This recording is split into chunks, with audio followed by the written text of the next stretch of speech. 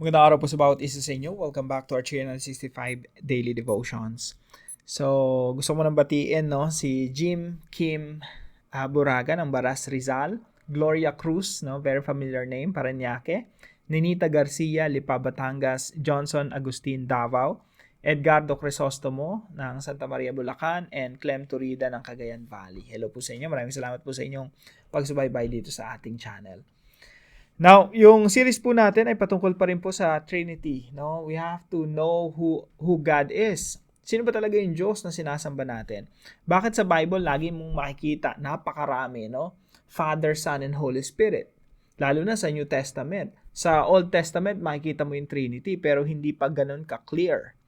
Pero pagdating sa New Testament, talagang si Jesus Christ yung revelation of God. Kaya dito makikita natin, in the name of the Father, and of the Son, and of the Holy Spirit. Ganyan po natin binabaptize ang bawat mananampalataya. So napakalaga po na maunawa natin sino ba yung Trinity, sino ba yung Diyos natin. Now, sa series natin na ito, kinover natin yung the Trinity and creation, the Trinity and love. Gusto ko yung the Trinity and love kasi yun yung nagpapatunay na yung Diyos natin hindi kailangan ng kahit sino. Hindi dumedepende ang Diyos sa atin na para bang nalulungkot siya kaya lumikha siya ng tao, Yung Diyos natin independent and self-sufficient. Nung nilikha niya tayo, it's out of His own pleasure. Yung nagagalak ang Diyos sa kagustuhan ng Diyos na i-share yung love niya sa atin. At mapabilang tayo sa kanyang pamilya. Napakagandang katuruan sa Bible. And then we talk about the Trinity and salvation, that God ordained and planned our salvation. Jesus purchased our salvation, and the Holy Spirit applies the work of salvation. Now, number 4, the Trinity and fellowship. Ito yung pinag-usapan natin kahapon. And today po, we will talk about the Trinity and prayer. Now, kung gusto niyo pong lumalim sa mga pananampalataya, sa pananampalataya ng mga naunang Kristiyano, basahin niyo po yung Apostles' Creed.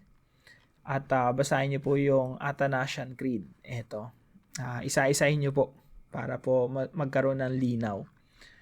Now, yung verse po natin pag-aaralan ngayon ay matatagpuan po sa Ephesians chapter 2 verse 18. Sabi po rito, for through Him, through Jesus Christ, we both have access in one Spirit to the Father. Sobrang, kitang-kita mo yung Trinitarian talaga yung Bible. Merong isang Diyos, but at the same time, you see Jesus Christ, you see the Spirit, and you see the Father. So, we have God the Father, God the Son, and God the Holy Spirit. Magkakaibang personality, magkakaibang, person. 3 persons po yan, pero one God. Iisa lang ang Diyos. Hindi po ibig sabihin tatlo ang Diyos. Ibig sabihin po, merong isang Diyos na may tatlong persona, merong communication within the Trinity, merong pagmamahalan, merong perfect community in the among the members of the Trinity. Now, pag pinag-usapan po natin yung panalangin, napakaganda po ng topic natin ngayon, Sabi dito, for through Jesus Christ, we both have access in one Spirit to the Father. Sa pamamagitan ng Panginoong Jesucristo, kapwa tayong makakalapit. Sino po yung kapwa dito? Yung Jews and Gentiles. Ibig sabihin tayo po, mga Hintil, pati yung mga Hudyo, dalawang humanity yan kung iisipin mo, pero ginawang one new humanity in Christ. Kapwa na tayo makakalapit sa Diyos Ama sa pamamagitan ng Espiritu Santo. Now, ito po yung katuruan natin ngayong umaga. Number 1, people lost their access to God the Father. Yung mga tao po, ever since na nahulog sila sa Hardin ng Eden, yung tao po ay nawalan na ng access sa Diyos. Alam niyo po, yung sila Eva at Adan, nung pinalay sila sa Hardin ng Eden, putol na yung connection nila. Wala na silang connection sa Diyos.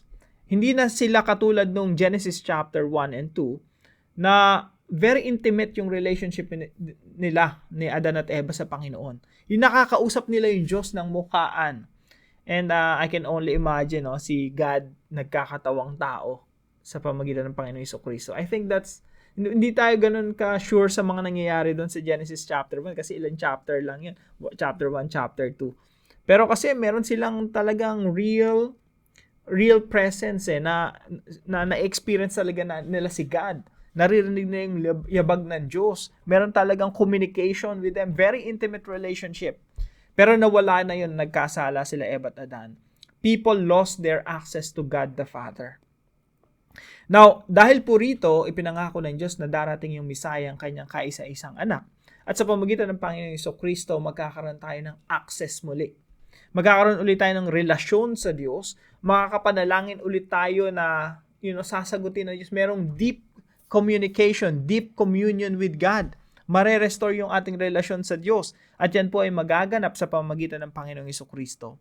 People can only access God through Christ. Alam niyo po, kaya po merong mga alay sa Old Testament, merong templo, lahat po ng yan po yung dadaanan ng tao para magkaroon ng communication sa Diyos. Para makasamba, magkaroon ng connection sa Diyos. Dumadaan sila dun sa sacrifice, sa mga alay, dun sa templo. And pagdating sa New Testament, Jesus Christ, He is the new temple, the fulfillment of the temple. And He is also the final sacrifice.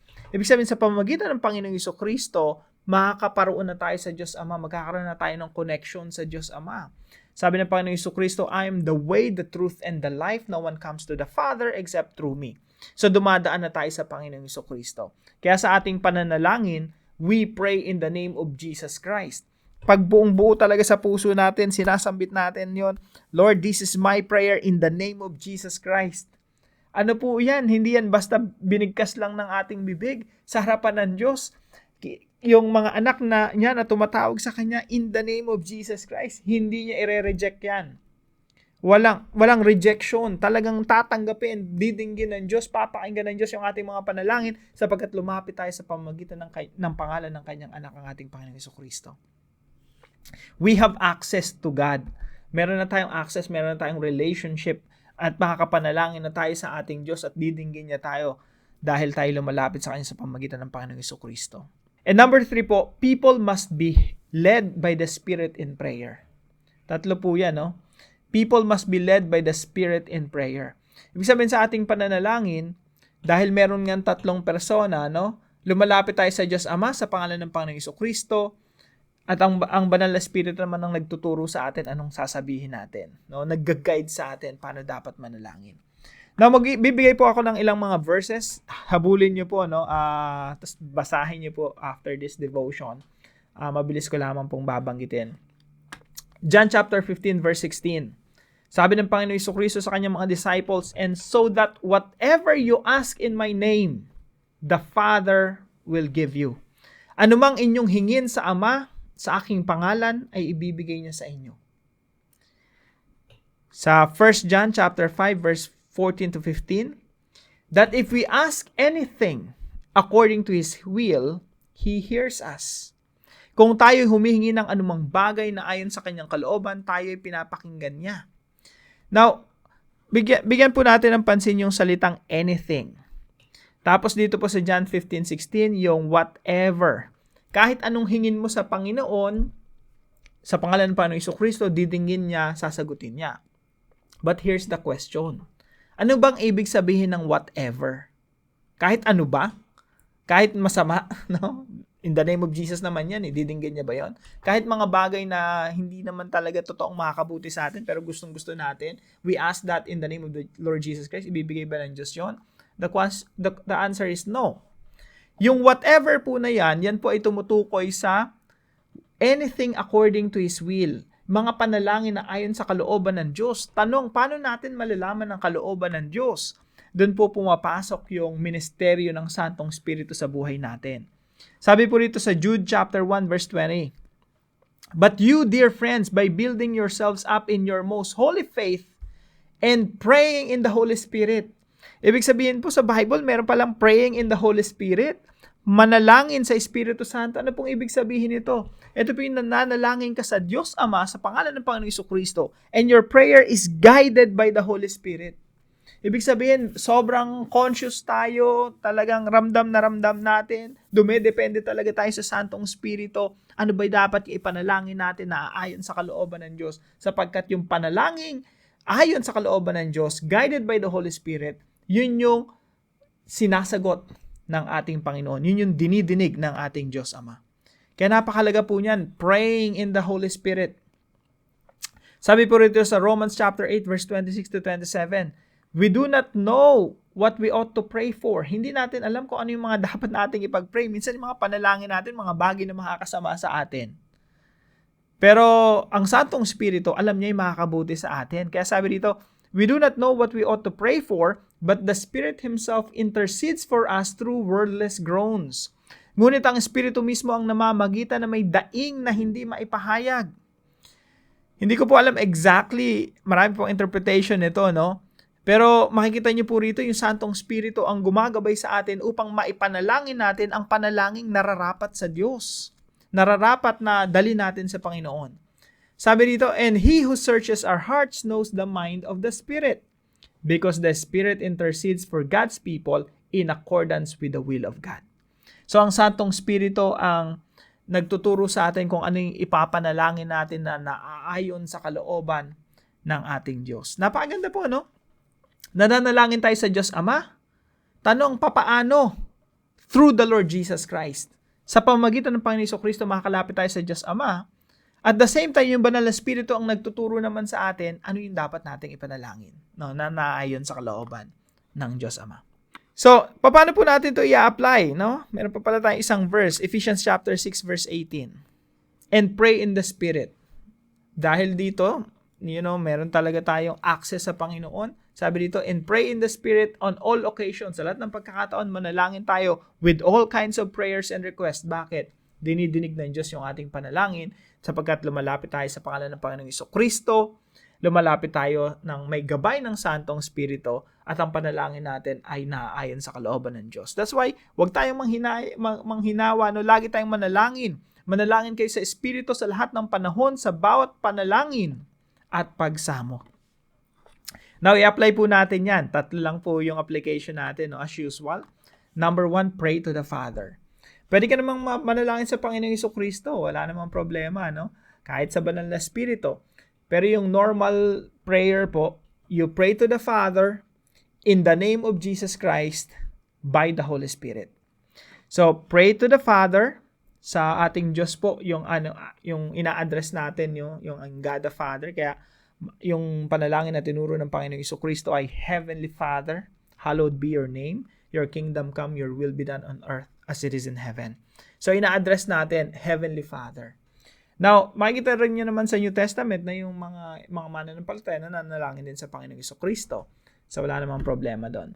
So, pray to the Father. Number 2, pray in the name of Jesus Christ. So, pag lumalapit ka sa Diyos Ama, talagang pagkatapos mong manalangin, even during or while praying, talagang alam mo na lumalapit ka sa Diyos Ama sa pangalan ng Panginoong Jesucristo. Talagang inilalagay mo yung pananampalataya mo kay Kristo. Lord, hindi ako lumalapit sa pangalan ko o sa, I'm well-known or popular ako or may na-accomplish ako dito sa buhay. Kahit ano pang pangalan natin, walang kwenta yun sa harapan ng Diyos kung hindi tayo lumalapit sa pangalan ng Panginoong Jesucristo. Okay? So Lord, I come before you in the name of the Lord Jesus Christ. I know you will hear me. Makikinig kayo sa akin. Diringgin niyo yung aking mga panalangin. And number 3 po, pray in the Spirit. Ito po yung panalangin na may gabay ng Santong Espiritu. Hindi ito yung panalangin na nagmumula lang sa ating makasariling pagnanasa, makasariling puso. Kaya po, ang panalangin sa pamamagitan ng Espiritu Santo, ito yung panalangin na talagang ayon sa kalooban ng Diyos. So, ganito po yung role ng Trinity sa panalangin. No? We pray to the Father in the name of Jesus Christ by the leading of the Holy Spirit. Now, para po sa ating discussion, what is the importance of praying in the Spirit? No? Ano po yung importansya ng mananalangin ka lagi? Hindi selfish, hindi galing sa puso natin, kundi galing mismo sa Santong Espiritu, tinutulungan tayong manalangin. No? So, what is the importance of praying in the Spirit? Samahan niyo po ako sa panalangin. Kausapin natin si Lord right now. Sabi natin, Heavenly Father, thank you for the privilege of prayer, where I can commune deeply with you. I trust that you will never reject me because I come in the name of Jesus. You hear me just as you hear your beloved Son. May your Spirit guide me. teaching me to pray according to your will. Help me trust that when I pray in Jesus' name and under the Spirit's influence, I will receive what I ask. Strengthen my faith in your promises and align my desires with yours. In Jesus' name, Amen and Amen. Gawin po nating panalangin ito ng ating mga puso. Gusto ko po magpasalamat sa katuwang natin sa devotion natin na ito, si Brother Josefino. Maraming salamat sa iyo, kapatid. Patuloy kang pagpalain ng ating Panginoon. At kung kayo po may natutunan sa devotion natin na ito, ipalam niyo lang po sa comment section right below this video. And please share this devotion to your family and friends. Pagpalain po kayo ng ating Panginoon. See you po tomorrow 5 a.m. dito sa ating Daily Devotion.